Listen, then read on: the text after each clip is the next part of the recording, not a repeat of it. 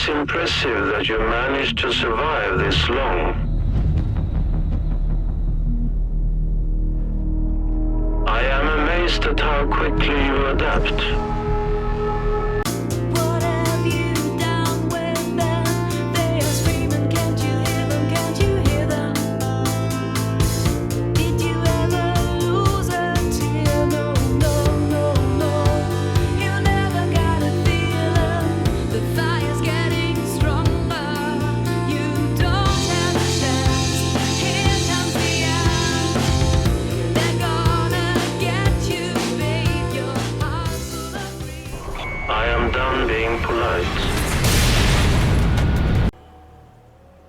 Und somit grüß dich zurück zu Generation Zero, nachdem wir hier aufgeräumt haben, wie du siehst, wieder einmal ein kleiner Schrottplatz, der sich hier entwickelt hat, ist hier in dieser Richtung, südöstlich, unser nächstes Ziel, das Heimchen, wie ich es in der letzten Episode zum Schluss schon vorgelesen habe. Wir besorgen uns Materialien für schusssichere Westen etc. Und wie du siehst, wir haben bereits Besuch bekommen. Ich habe einiges nachgefüllt und wir werden uns einfach mal diesen Harvester schnappen und schauen, was der uns so bringt. Ich glaube nämlich nichts.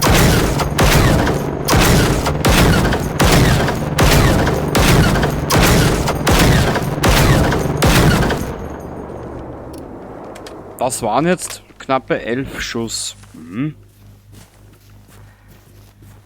Wir werden uns natürlich jetzt ein bisschen beeilen, damit wir diese Episode schnell hinter uns bringen. Uns werden noch einige Steine in den Weg gelegt. Erweitertes Erste-Hilfe-Set. Vogeldunst können wir eigentlich mitnehmen. Bisschen was. Sonst brauchen wir da eigentlich nichts. Was wird uns da drüben wieder erwarten? Ich schätze mal rein, schätze mal tief wieder ein paar Harvester und sonstiges.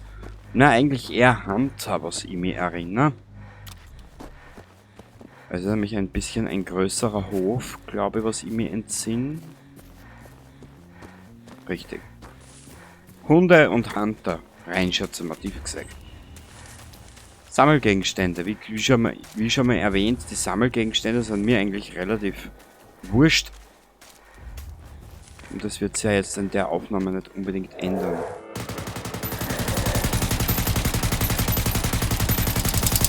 Geht das nicht?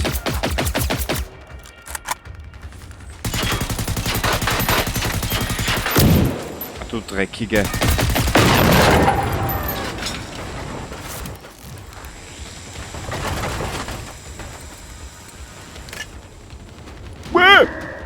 Und im Übrigen, gell, unsere Lagerkiste ist voll. Also, nur dass wir uns gleich verstehen.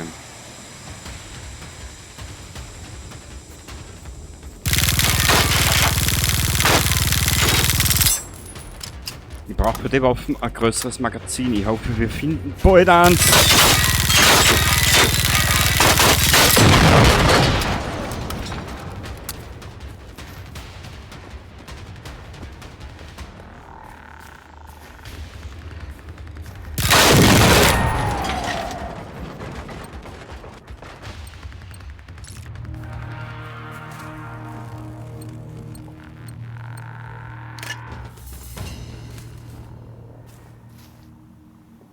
Hier ist ein Bauplänchen.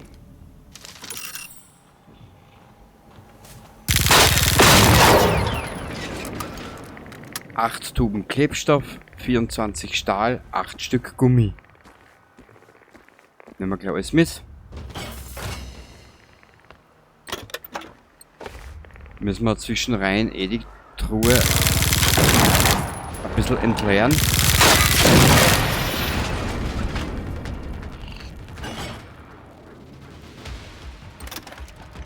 Brauchen wir das?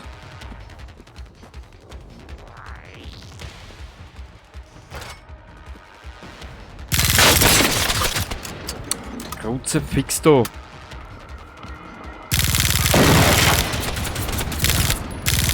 No. Kruzifix. Vor lauter schnell, weißt du? Sicher wieder nix. Alter, mach halt.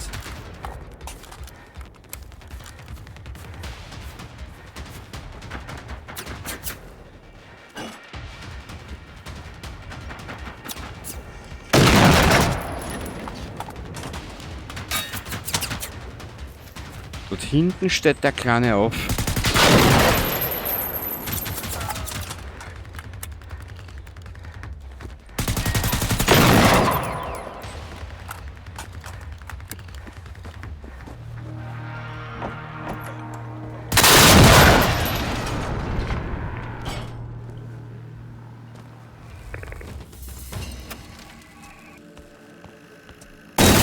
Mei süß.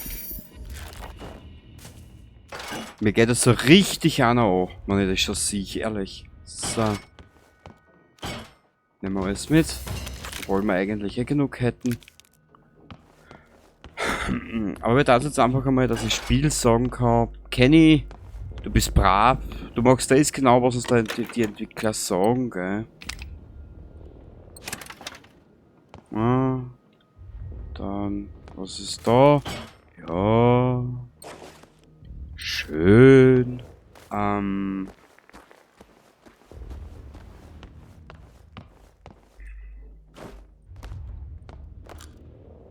Hä?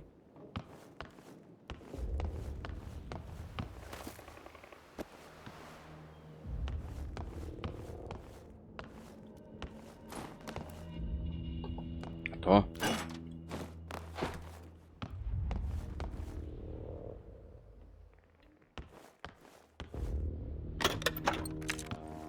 Das ist da draußen. Und irgendwo höre ich noch eine Zecke.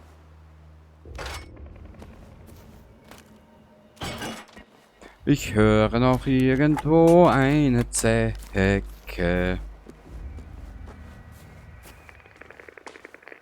Ganz still und stumm sitzt sie in der Ecke. Und nicht in meinem Scheißhaus sitzt sie. Das war eine Zecke, ha? Aber er ist der gleich angesteckt beim Scheißen. So, einer da. Oh. Ist halt nur blöd, wenn die Hitboxen. Naja. Braucht man nicht.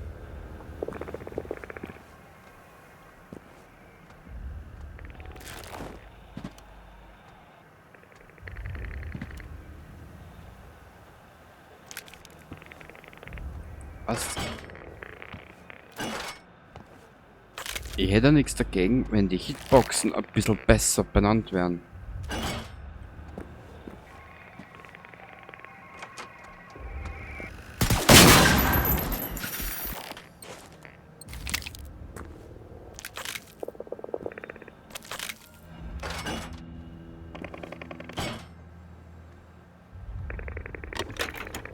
Nehmen wir mit. Nehmen wir auch mit.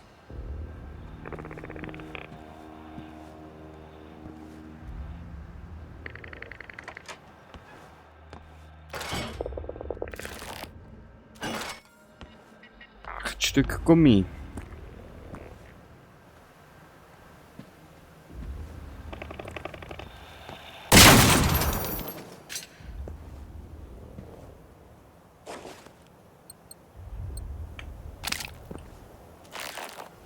Perfekt, fertig, eine explosionsfeste Waffe. Ah, Jacke. Klar.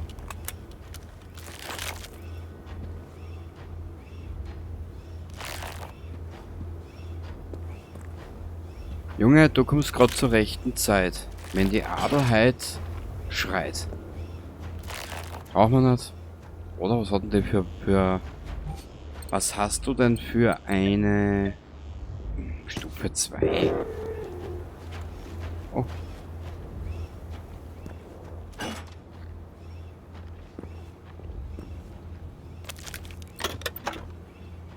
Nehmen wir jetzt mal beides mit.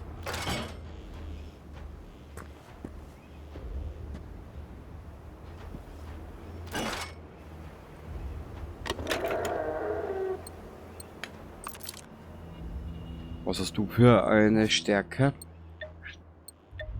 Stufe 2. Weg! Brauchen wir nicht.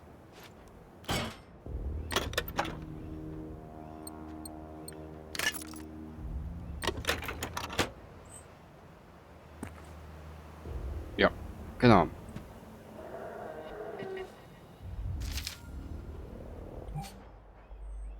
Einer von vielen Aktenordnern, in denen Bodil und Kalle Dokumente zu dem zusammengetragen haben, was sie die ungelösten Fälle nannten. Er enthält einige unscharfe Fotos sowie etliche handgeschriebene Notizen, vermutlich von Bodil und Kalle.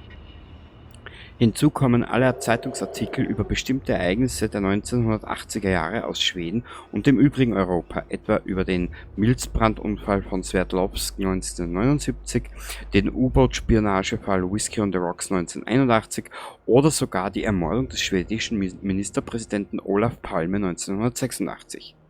Ihren Notizen zufolge hatten die beiden im Frühjahr 1989 eine leere FOA-2-Akte in der Nähe des Militärstützpunktes Namyra gefunden. Für Bodil und Kalle war das die Bestätigung ihrer These gewesen, dass das schwedische Nationale Forschungsinstitut für Verteidigung FOA sich mit einer außerirdischen Spezies dazu verschworen hatte, tödliche Waffen herzustellen. Das mit den tödlichen Waffen, wie wir gelernt haben, stimmt ja. Allerdings hatte das Ganze einen anderen Hintergrund. Für sie hatte es daher nahegelegen, zwischen dem FOA 35 und anderen mysteriösen Vorfällen, etwa in Roswell, Area 51 und Tunguska, eine Verbindung herzustellen. Es musste sich einfach um außerirdische Kolonisten handeln, aber niemand hatte sie je ernst genommen, nicht einmal Kalles geliebter Neffe Freddy. Sie hatten diese Worte in großen Lettern quer über ihre Notizen geschrieben: Vertraue niemals jemandem. So, Junge, jetzt bist du dran.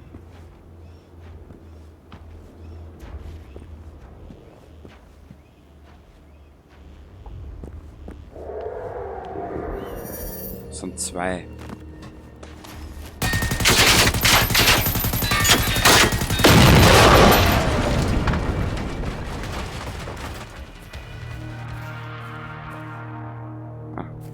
War es doch nur einer.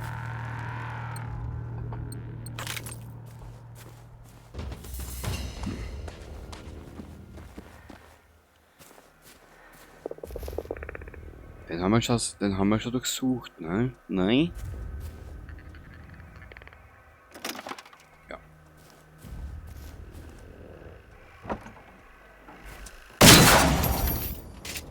So. Was sollen wir jetzt herstellen? Eine explosionsfeste Waffe. FNX Hunterjacke. Warte mal. Explosionsfeste Jacke.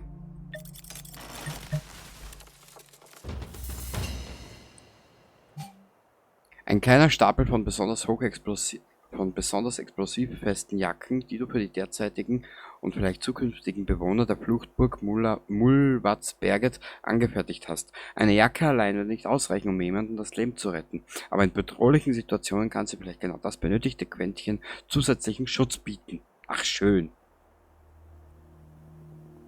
Bringe die besonders explosiv festen Jacken in die Fluchtburg. Natürlich machen wir das.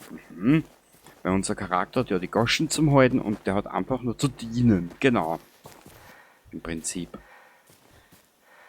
Gut, da machen wir eine Schnellreise hin.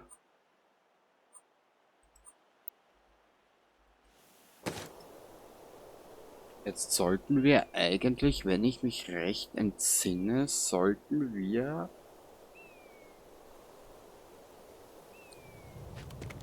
hineinkommen hier in dieses schöne Klo.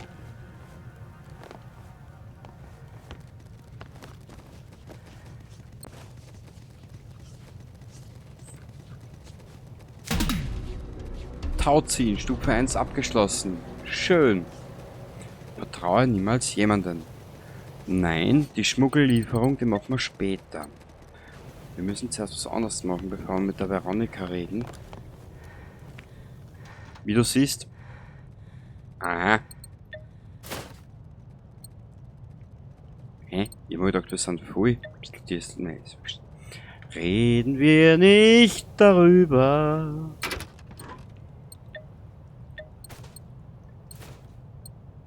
So. Genau, also wie du siehst, wir sind eigentlich relativ gut ausgestattet und später, wenn wir nach Himfjell kommen, können wir den Bestand unserer Adrenalinspritzen auch wieder auffüllen. Sehr gut. Also, es geht voran, es geht voran.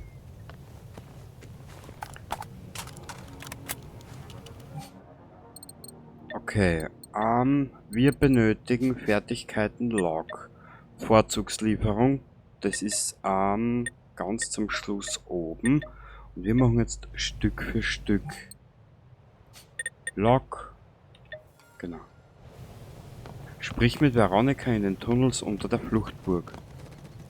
Christi Mädel. Kalle har rätt. Om vi vill överleva här ute så måste vi hitta den där kanonen och förstöra den. Om jag var tvungen att gissa så har Fenix antagligen byggt den någonstans i Hissinganäset. Det verkar troligt om vi tittar på vilka platser som har blivit måltavlor. Om vi vet var den bor så lastar vi min gamla lastbil full med sprängdeg och kör rakt in i deras vardagsrum. Det är faktiskt inte den sämsta idén jag har hört. Men vi vet fortfarande inte dess exakta position. Vi skulle behöva bepansra den där lastbilen så att den tar sig hela vägen fram utan att gå sönder. Vi kanske kan ta vara på delar från förstörda maskiner. Ja, jag gillar hur du tänker. Använda deras styrka mot dem. Genau. So schaut es nämlich aus. Jetzt müssen wir 2 Rivalen zerstören und von diesen müssen wir die Panzerplatten für den LKW. Ja. Ja, du weißt doch, was ich aussehen will. Wir räumen da schnell aus.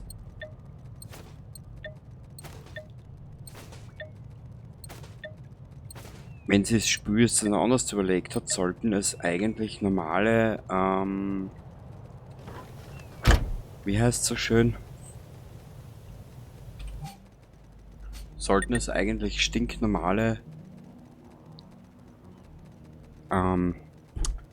Kruzifix, jetzt fällt es mir nochmal ein. Na? Prototypen-Tank sein, so. Und zwar, wir müssen da jetzt nochmal kurz was schauen. Und zwar, ich hatte ja, wie du siehst, es ist ein bisschen dumm zeitenweise gemacht.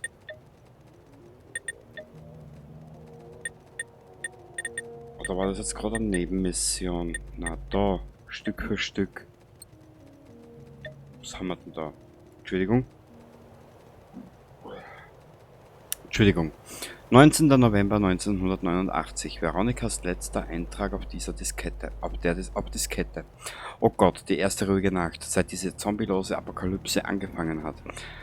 Gerade fürchte ich wenigstens nicht um mein Leben, was schon mal super ist. Auch cool, dass ich diesen Computer und ein paar von meinen Disketten gerettet habe. Was täte ich bloß ohne euch Mädels? Ein paar ungeordnete Gedanken zu dem ganzen Schlamassel. Was ist verdammt nochmal mit der Welt passiert? Soweit ich weiß, waren Mama und Papa in Stenungsnäs bei Onkel Tobe. Dorthin habe ich's nicht mehr geschafft. Bezweifle auch, dass sie dort noch sind, dass sie überhaupt noch am Leben sind. Von meinem lieben Olle gibt's auch nichts Neues. Vielleicht ist er am 10. November dem Militär in den Bunker gefolgt, nachdem er die Heser-Friedrich-Sirene gehört hatte. Das haben ja alle gemacht, sich dort drinnen zusammengepfercht. Höchstwahrscheinlich ist außer mir niemand vom FOA 53 am Leben. Ich bezweifle, dass irgendwer von den anderen die Attentatswelle am 7. November überlebt hat. Das ist das, wenn du dich zurückerinnerst an das Video von der Story, wo in Österreich zig Wissenschaftler umgebracht worden sind vom FOA 53. Svante, ob das der Anfang von der ganzen Scheiße war? Svantes Operation, wie lange er wohl im Koma lag? 2 Wochen, 3 Wochen, alles andere ist danach passiert. Die seltsamen Spannungsspitzen, die Entführungen Ende Oktober, die Morde am gesamten FOA 53 Team, ob es da eventuell einen Zusammenhang gibt? Haha. Holberg. Ich muss den verdammten Kerl und seine verdammten Snooze-Dosen finden. Er ist der Strippenzieher, 100 Pro. Scheiße, Svante, warum hast du uns nie davon erzählt? Denkste, sie liegt ein bisschen falsch. Sie muss es seitenverkehrt sehen. Da im Prinzip war eigentlich der Svante, der Hollberg hat in Svante hintergangen. Warte mal kurz, dass ich jetzt nicht anliege. Er ist der Strippenzieher. Er ist nicht unbedingt der Strippenzieher. Ausgelöst hat der Hollberg die ganze Aktion, weil er in Svante hintergangen hat. Habe heute eine Gruppe getroffen. Super, wir sind zu 11. So viele Leute habe ich in den letzten 2 Wochen nie lebend gesehen. Sie sind voll okay, haben aber keine Ahnung, was da abläuft. Na gut, ich auch nicht, aber wenigstens weiß ich ein paar Sachen. Da ist eine Luftwaffenpilotin dabei, Elsa, irgendwie. Vielleicht weiß sie ja was.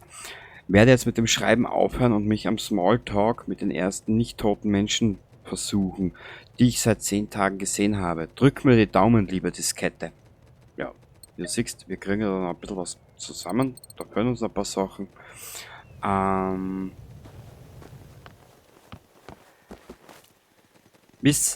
Und dann gibt es ich denke nicht gern, aber oder ich will mich damit keinen anregen, weil es mir einfach relativ wurscht ist.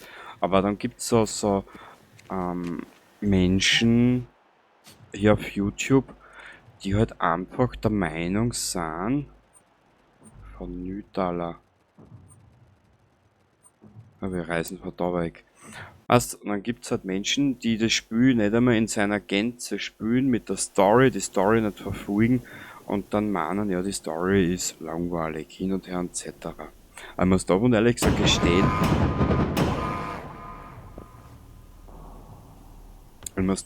gesagt gestehen, mich hat die Geschichte, wie ich es das erste Mal gespielt habe und miterleben habe dürfen, worum es eigentlich geht und was der Hintergrund von den ganzen Scheiß war, was da passiert ist, das hat mich einfach mitgerissen.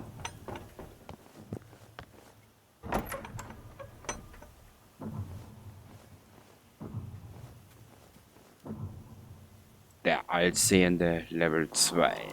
So, du Scheiße, du. Naja.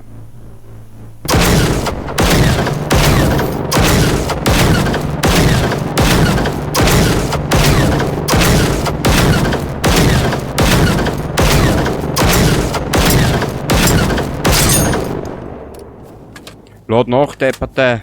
Danke.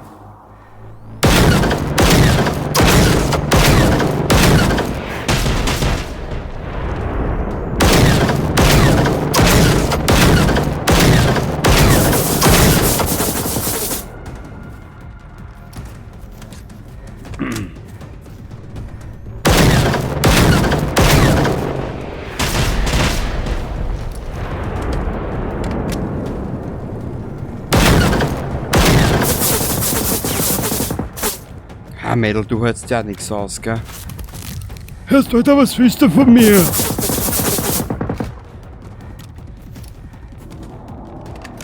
Erinnert mich dann so an das...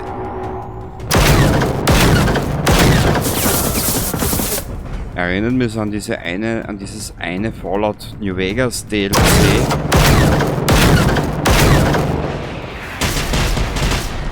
Wo du am Schluss mit deinem eigenen Hirn darüber diskutieren musst, ob es jetzt mitkommt oder nicht.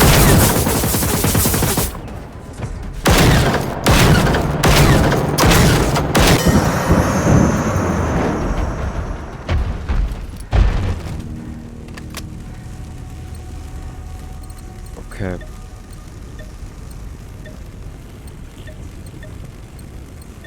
FNX Panzerplatte 2. Verkar som att Jenny, Kenneth och Leila har gjort sig hemmastadda. Är du säker på att det är okej att vi flyttar in allt vårt skräp hit? Ingen fara. Det är trevligt att ha andra människor här. Det får det här stället att kännas mer mänskligt. Freddy tog alltid med sig saker till lägret för att höja moralen. Ja, vi behöver de här grejerna för att påminna oss själva om att livet fortfarande är värt att leva. Vad fan slåss vi annars för? Ja genau, jetzt war's das. Jetzt bist du auch informiert, gleich wie ich informiert bin. Jetzt reisen wir daher. Aber normalerweise, wir waren ja gerade so weit, dass Level 21 und 8 Rivalen eigentlich. Na, der Reaper spawnt jetzt aber noch nicht, oder? Na, das steht ein bisschen deppert ausschauen, ne? Die Story noch nicht fertig gespielt. Noch keinen bloßen Tau, wir wissen nicht ungefähr, um was es geht. Und dann spawnt der Reaper. Naja gut, vielleicht haben sie das auch verändert oder geändert, ich weiß es nicht. Weg, weg. Haben wir da sonst noch irgendwas herin, was wichtig wäre für uns? Nö, haben wir alles dabei. Passt. Okay, das nächste Ziel ist hier südwestlich. Jetzt schauen wir gerade.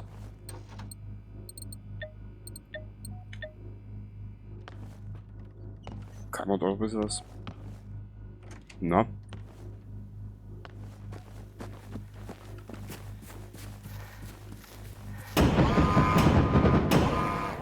Akta Emo, der unbarmherzige Hascherl.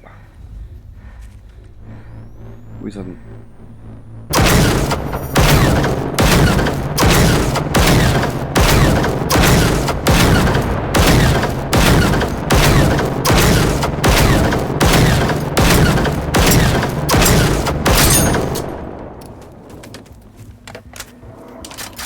Hörst Hascherl, grau weiter!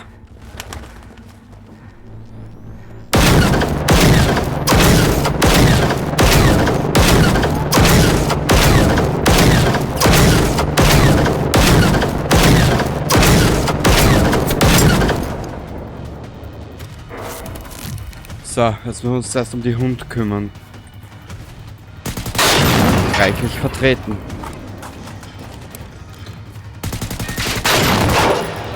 Ich bin ein Hund. Haut mich hier rein.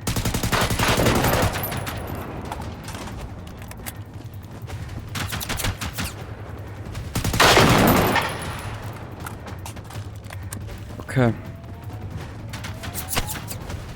Hä?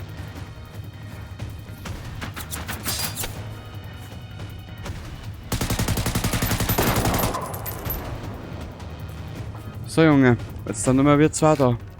Eigentlich.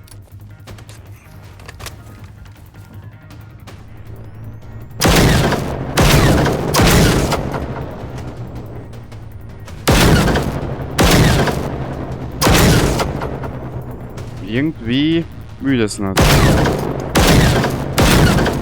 Jetzt da.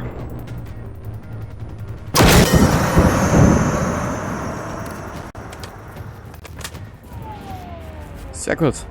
Da holen wir uns jetzt die nächste Panzerplatte und dann reisen wir zurück in Richtung Veronica.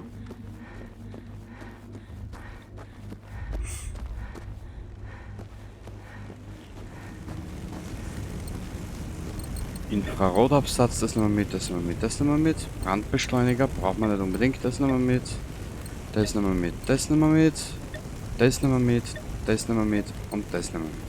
Jag hade tänkt att fråga dig, Veronica. Hur i helsike vet du så mycket om de här utomjordiska maskinerna? Kalle, vi har diskuterat det här. De är inte utomjordingar. Hur som helst var det från Ulmer som lärde mig allt jag kan. Menar du doktor Svante von Ulmer? Chefen över FOA 35? Ja, killen som byggde små maskiner som kunde ta över råttors hjärnor och få dem att dansa på kommando. Det var FOA 53. Vårt mål var perfekt synkronisering mellan organiska nervsystem och datoriserade system. Det skulle revolutionera medicin för handikappade, för Alzheimers patienter. Men det verkar som att någon bestämde sig för att använda vårt arbete för krigsföring.